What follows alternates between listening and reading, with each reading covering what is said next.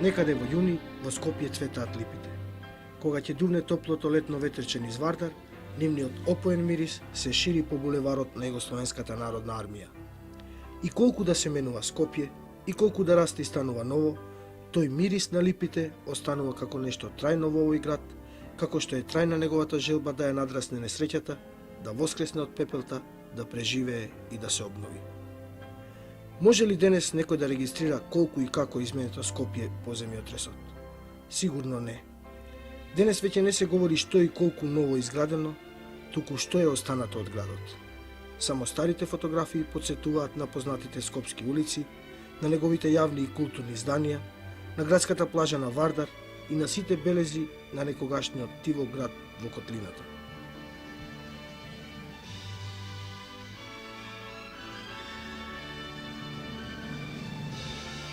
Улицата Маршал Тито.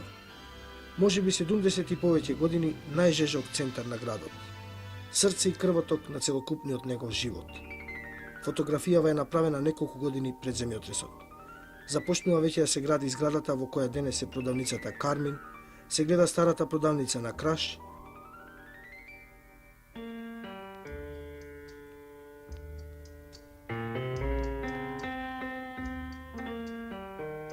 а тесната уличка што свртува влево, покасно се прошири во една од тогаш најшироките улици на градот, Ѓуро Салај.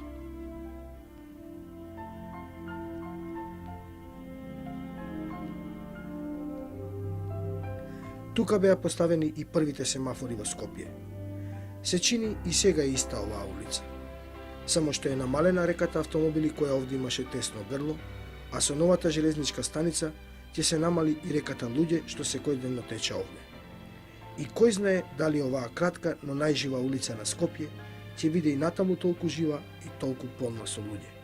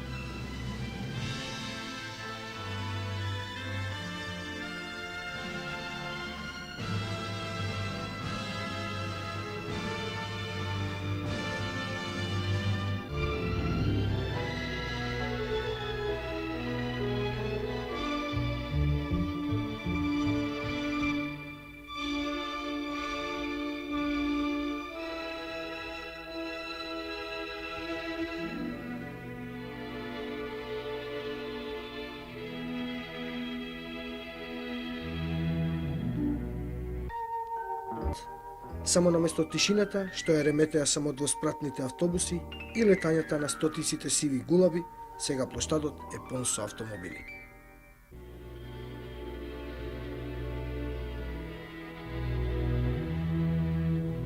Попладне овде нема место за сите што сакаат да застанат.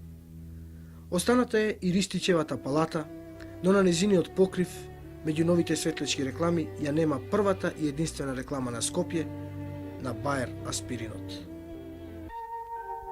Го нема повеќе и Гранд Хотелот Македонија. Растурено е и друштвото на младите повоени скопски интелектуалци, кои се собираа овде и најмногу говореа за младата македонска култура и уметност. На исто место е направена иста зграда, само што тоа е сега некаква трговија.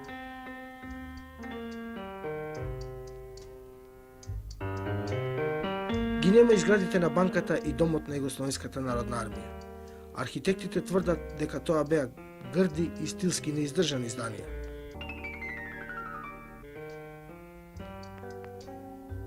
Но тие некако беа символи на Скопје и затоа нам ни беа посебно драги.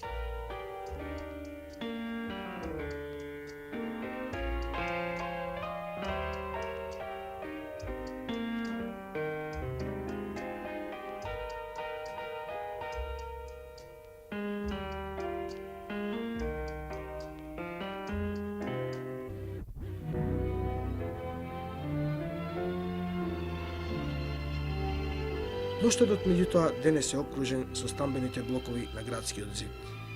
Во редната замисла на јапонскиот архитект Кензо Танге, строго да го одвои најтесниот центар на градот, го обележи со една нова архитектура и тој строг центар на Скопје ќе остане тоа што мора да биде – срце на градот.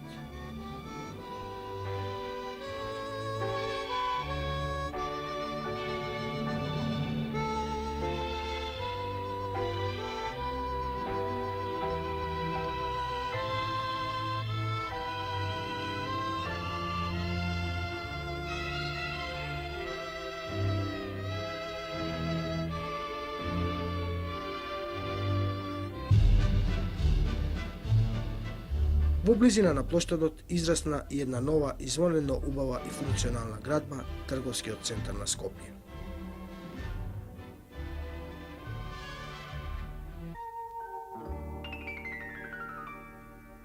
Иако во строгиот центар на градот, до земјотресот овде постоеа мали, сиромашни куќарки. Тука негде беше и машката гимназија Цветан Димов, во која сигурно многу денешни градители на Ново Скопје ги добија своите општи гимназиски знаења. Куќи имаше и пред сегашната зграда на Електромакедонија, која непосредно пред земјотресот започна да се гради. Инаку, трговскиот центар, без претерување, би посакал секој град во Европа да има ваков центар. Може слободно да се каже дека тој е круна на изградбата на Скопје по земјотресот.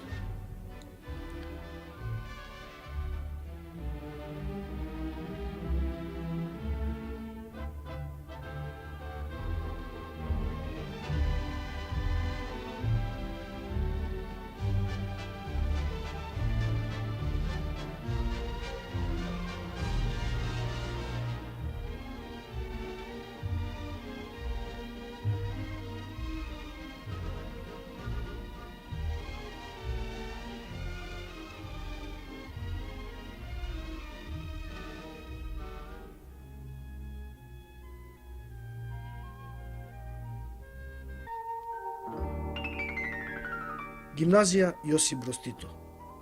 Елитни генерации на македонската наука, култура и уметност школувани се овде. Извонредна архитектура пред која се вклопи споменикот на ослободителите на Скопје. Или пак нам, кој младоста на безгрижните гимназиски денови ја поминавме овде, ни се чини толку убава оваа зграда. Сеедно. Овде денес е исто така изникната една вонредно убава архитектура. Зградата на Централниот комитет на Сојузот на комунистите на Македонија. Вклопена во една целина со новиот мост Гоце Делчев и моćните сообраќајници околу неа, оваа зграда говори со речникот на една нова динамика, со речникот на новата младост на Скопје.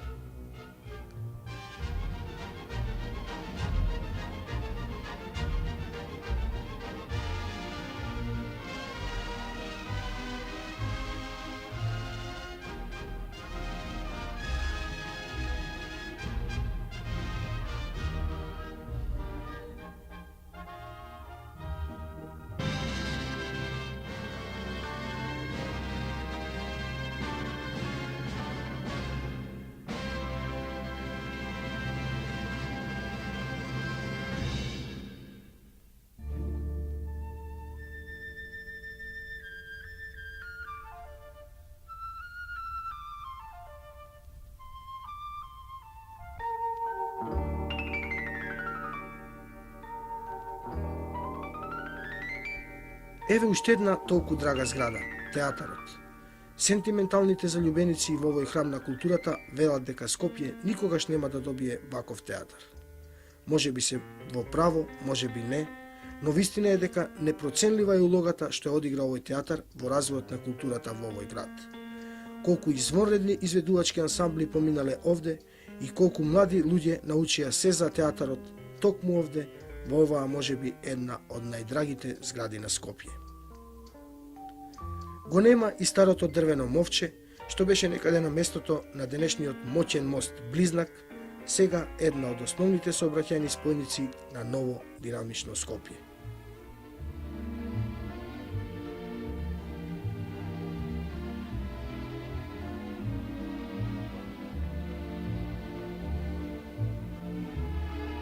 И брегот на Вардар не е ист. Се шират овде прекрасните шеталишта на новиот Кеј, полни со цвеќиња и со младоста на Скопје која крај реката ги сонува своите младешки соништа. Регулацијата на Вардар и по својата функција и со убавината со која е изведена е секако еден од најголемите потфати во изградбата на Скопје. Овој проект на Обединетите нации стана веќе познат во целиот свет. А кој знае, можеби Вардар, иако толку пати не плавел, и заслужил да биде вака убаво и елегантно скротен во своето корито.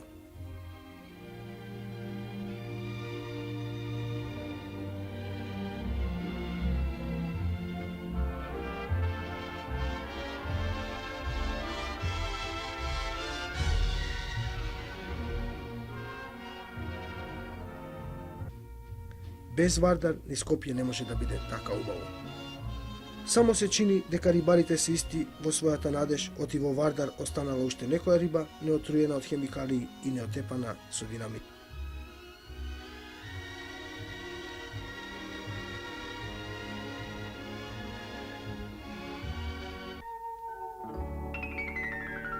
А таму, во длабочината за дрвеното мовче, пред земјотресот го подигнавме сајмиштето со една голема купола. Колку бевме горди на таа градба, ни се чинеше дека поубава тешко е да се направи.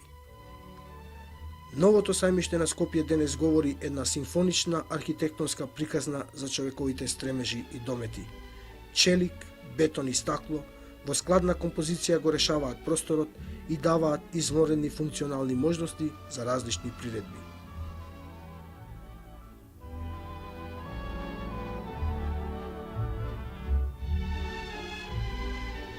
И се чини се намалува сентименталното жалење за орнатите скопски хотели, кога ќе се види овој убавец, хотелот Континентал. –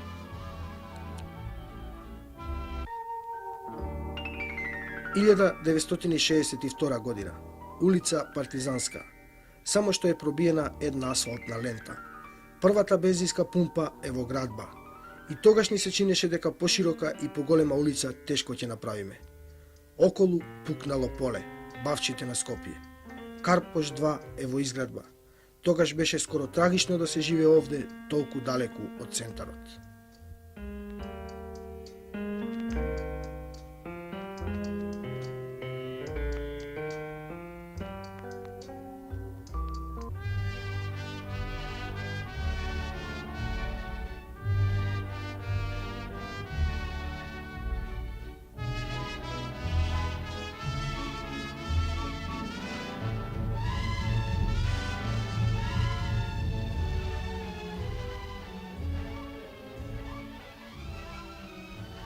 1973 година. Истата улица, Партизанска. Сега е тоа најдолгата и најширока улица во градот. И не се занесуваме дека поголема и поширока нема да направиме. А на местото на некогашните бавчи и ледини, каде што имаше само понекоја дива градба, сега е израснат цел град.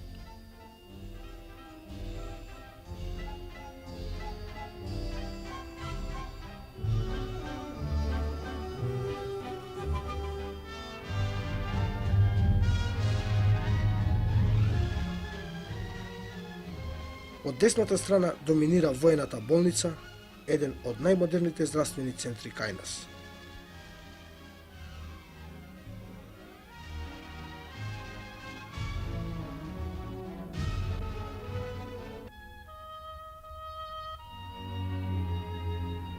Новите стамбени блокови, обкружени со паркови и зеленило, детските градинки и училиштата, супермаркетите, сето тоа е една комплетна градска целина на местото на некогашните бавчи и полјани.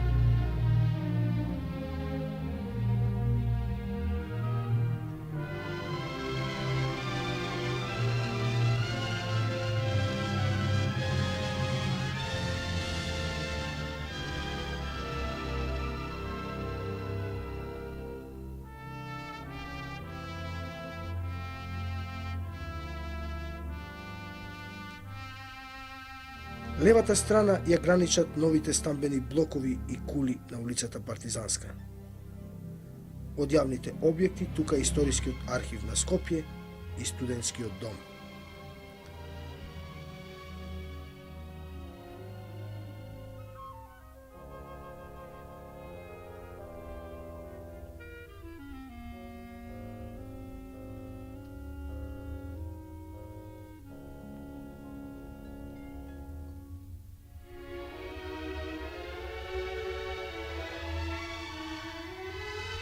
За населбата Тафталиџе велат дека една од најубавите населби во Скопје.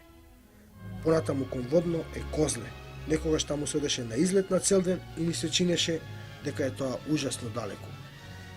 А вакви куќи што ги гледате на овој филм, што ги гледате во овие населби, ние ги гледавме исто така на филм, само се разбира од странски продукции и сонувавме некогаш и ние такви да градиме. А не само населбата Тафталиџе.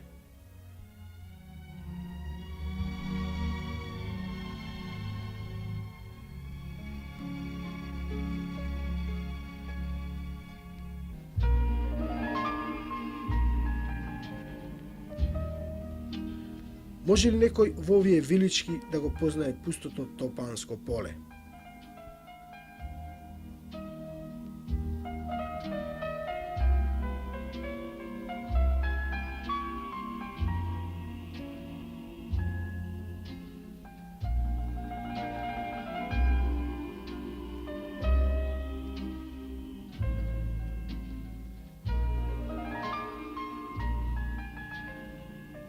Или зарем е ова сиромашниот за нечиски чаир? И секаде, каде што достигаше граничната периферија на Скопје, сега се нови населби со сите урбанистички и архитектонски характеристики на нешто убаво.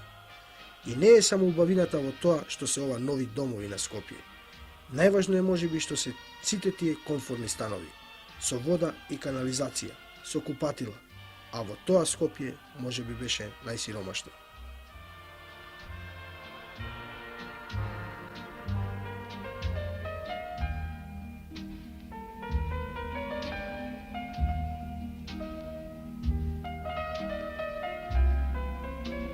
Ако Партизанска е најдолга и најширока улица на Скопје, градот мора да има и најкратка и најтесна уличка. Веројатно тоа е ова тесно сокаче во старата чаршија.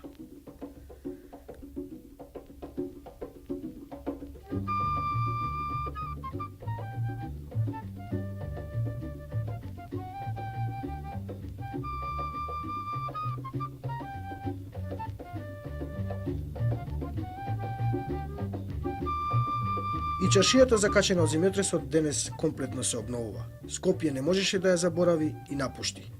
Таа е дел од неговото траење. Таа е и жал и радост на пропаднатите и обновените занати, но секогаш присутна, жилава, прилагодлива и денес стои нераскинливо од новото Скопје. Таа е денес и оаза во шумата на асфалтот, бетонот и челикот. Таа е и за солниште кога човек сака за момент да се скрие од цивилизацијата која често е толку нападна.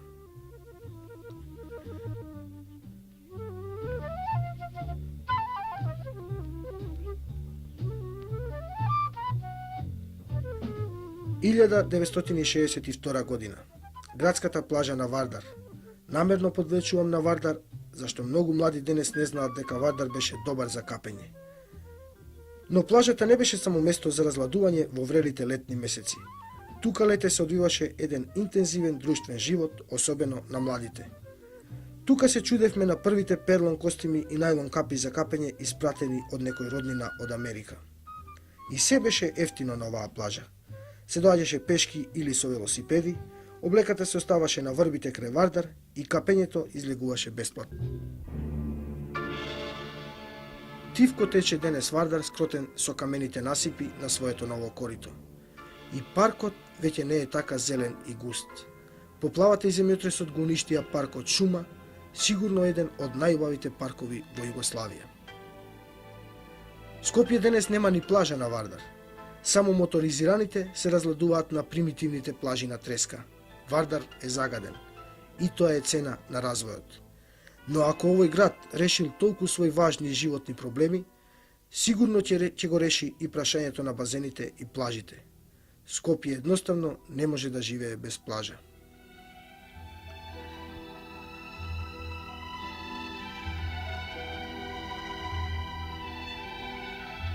Тече реката автомобили во своето секојдневно брзање. Кој веруваше дека за 10 години ќе има олку автомобили кога пред земјотресот се движеа по улиците само неколку службени коли? Ако по бројот на автомобилите го мериме развојот, далеку сме отишле.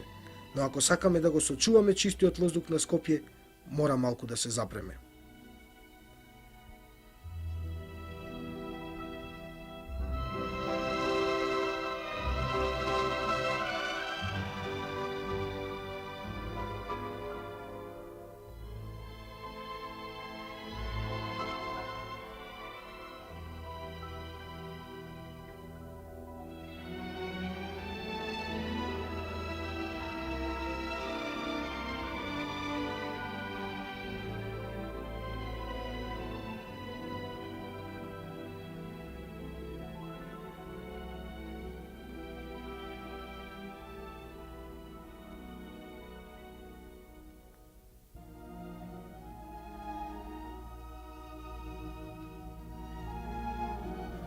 Не може оваа кратка репортажа да ги опфати сите изменети агли на Скопје. Впрочем, нема ни квадратен метар на градот што не е изменет. Иако се поминати само 10 години од земјотресот, тешко е да се регистрира се што е изменето. Ова е само кратка приказна за последното повторно раѓање на Скопје. Кој знае дали има град што толку бил пален, грабен, разурнуван, плавен, а пак да се раѓа помлад и поубав. Ова се само накратко собрани 10 наши години и на сите оние што ни помогнаа. 10 години што ги вложивме во изградбата на својот град и во овој момент со чиста совест и без фалење и лажна скромност можеме со гордост да кажеме 10 години што дадоа вонредни, можеби и неочекувани резултати.